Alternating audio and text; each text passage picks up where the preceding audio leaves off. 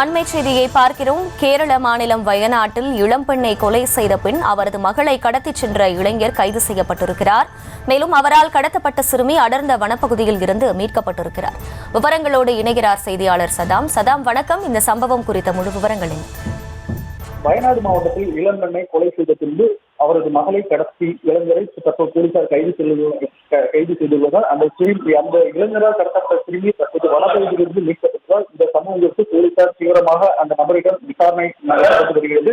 கேரள மாநிலம் வயநாடு மாவட்டத்தில் உட்பட்ட மானந்தவாடி அருகே உள்ள பகுதியை சேர்ந்தவர் அபர்ணா, வயது 36. இவருக்கு 14 வயது அனார்கா மற்றும் 9 வயதான அபிநயா என இரு மகள்கள் உள்ளனர். இவருக்கு ஏற்கனவே திருமணமாகியுள்ளதாக கூறப்படுகிறது. இந்த நிலையில் அபர்ணா தற்போது தினேஷுடன் இருந்து வருகிறார். இவருக்கும் தினேஷுக்கும் இடையே கருத்து வேறுபாடு ஏற்பட்டதாக கூறப்படுகிறது.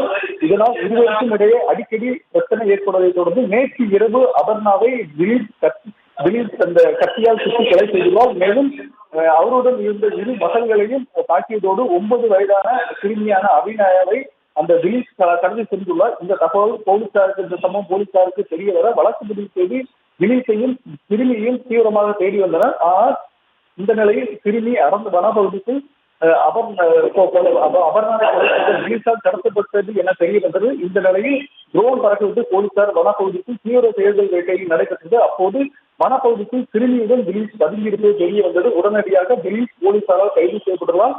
தொடர்ந்து அந்த சிறுமியையும் போலீசார் தற்போது பத்திரமாக மீட்டுள்ளனர். கைது செய்யப்பட்ட தினேஷை தற்போது போலீசார் காவலில் எடுத்து விசாரணை நடத்தி வருகின்றனர். இந்த சம்பவம் அங்கு பெரும் அதிர்ச்சி ஏற்படுத்தியுள்ளது.